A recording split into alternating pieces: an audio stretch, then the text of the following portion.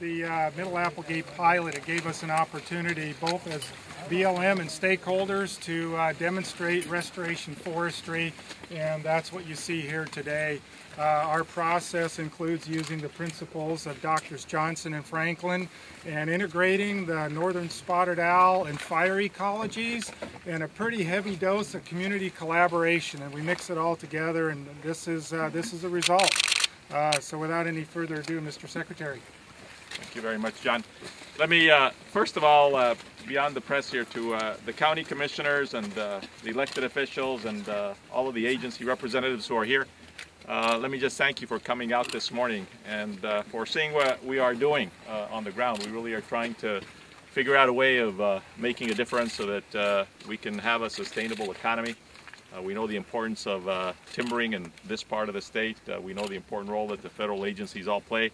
And so my point of view as Secretary of the Interior is that all of our agencies, from the Department of Agriculture to the agencies in my department, to NOAA, to EPA, all involved, we need to figure out a way of getting beyond the gridlock of the past and moving forward with sustainable forestry that will sustain the jobs that it has in his company. At the same time, we'll be able to sustain the conservation values that have been so much a focus of this debate here now over the last 20 years.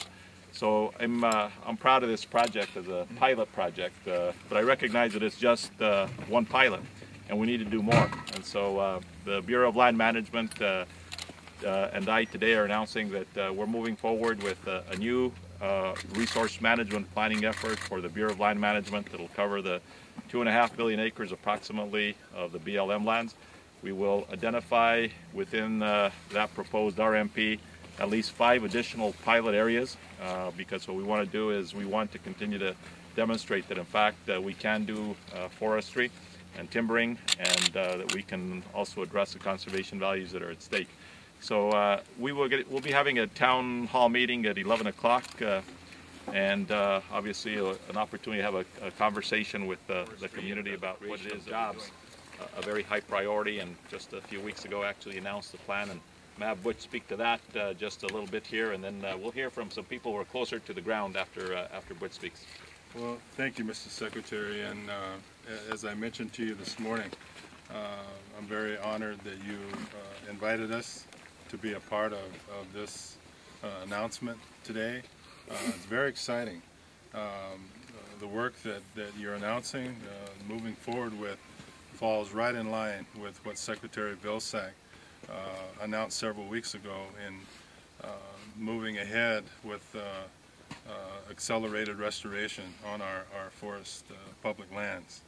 And the science that's involved in these pilot projects that we're looking at today is the good science that's going to help us create the balance that we need, and not only looking at the ecological health of our forests, but also looking at the social health of our communities and bringing that balance together where it needs to be. And as you mentioned, Mr. Secretary, there's a lot of acreage, very important acreage out there that we need to restore, so we don't have the horrific wildfires that we've experienced in the past, or the tremendous amount of disease kill that we've experienced in certain parts of the West. And so again, we're going to have some very good discussion here at the town hall, and I'm just so pleased that our departments are working hand in hand in addressing this very important issue. The conservation of spotted owls, getting logs, getting jobs to the community. And what we did to anchor this project was we identified large blocks of late successional habitat that are important for spotted owls, Pacific fisher, goshawks, and those kind of species. And we identified those. We used several processes to look for fire threats. We looked at the U.S. Fish and Wildlife Service relative habitat restoration work is embedded around that to reduce the fire threat to those important habitat stands and to achieve the resilience we want in those stands, to get the species mixed to the more fire tolerant species and reduce that threat coming up from these homes down there. So that in a nutshell is kind of the strategy, and that strategy is so important if we have multiple use objectives. Thanks for the opportunity. Go through each one of the, so commercial? Yeah, so the commercial here in the pink has saw log components. Those are where Ed's working on this project, about 300 acres we Where are we now? identified. We're over in this one right here, right on this junction. Right here on that pink area. Yeah, these long corridors down there to pull the timber out of there. Okay. And then adjacent here, we have some non-commercial, smaller, younger stands that we need to make an investment in so they grow with vigor, reduce those fuels, so they're future habitat and wood products. And so that's part of the strategy, reducing that as well. So it's this rind around there. Same thing, this is a drier ridge in here, slower growing, more volatile species in there. That strategy to reduce the threat to these late successional emphasis areas. And you have the planting area, and LSCA is the green. What is LSCA? Late successional emphasis area for spotted owl habitat, dark, dense, older forest. Older forest. So that's like the skip areas? No, these are large blocks, 300 to 500 acres, and they suffice to help that core habitat for the northern spotted owl, which is a wide-ranging species, a mile or so home range, mile or so diameter. So how do you treat how do you do fuels treatment and timber management within the LSCA areas? Well, basically, we're staying out of these for the time being, but most of our into fire and getting that mix back to pine species, which are much more resistant and replenished in this. And then the riparian reserves, you're just staying away from the streams, a buffer zone of some kind? Generally, we buffer those out. In this smaller material, we try to do development work, so we are going down to about 25 feet on either side of the We'll site. have about 5 minutes. I think we're running a little behind schedule, so I'm happy to take questions from the press. Mr. Salazar, this is your first time to this site, I assume. Yes. Was there anything here that surprised you that didn't expect, or?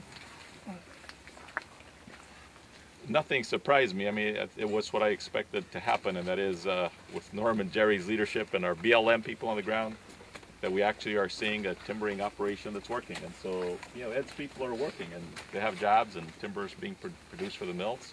At the same time, as was outlined here, there's a landscape ecological restoration program that's underway, so the landscape is being managed. So I wanted to see it on the ground.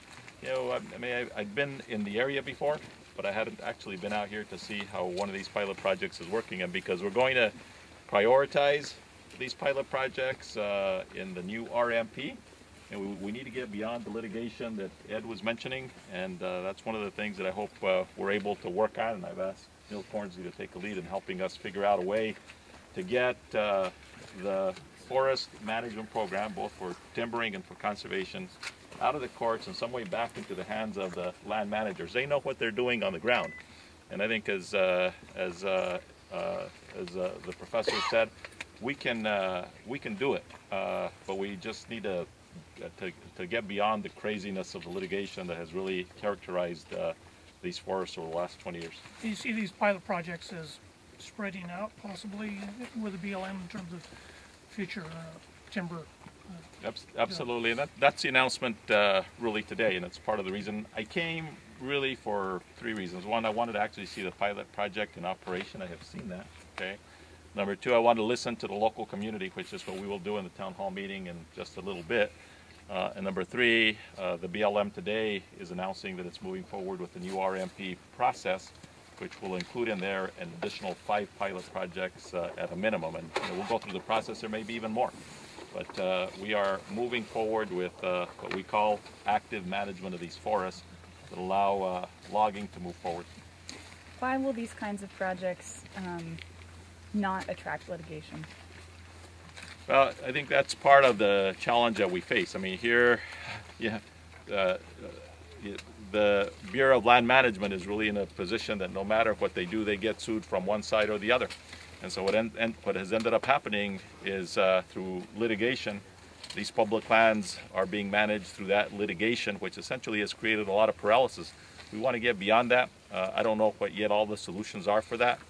I believe a good RMP process by the BLM will help us get there. Can you just RMP for people on the radio who have no idea what that means? The new resource management plan hopefully will be able to address those issues, and if we could figure out a way of ending the litigation which has been so prevalent in this area around logging, that's one of the things that I would like to do.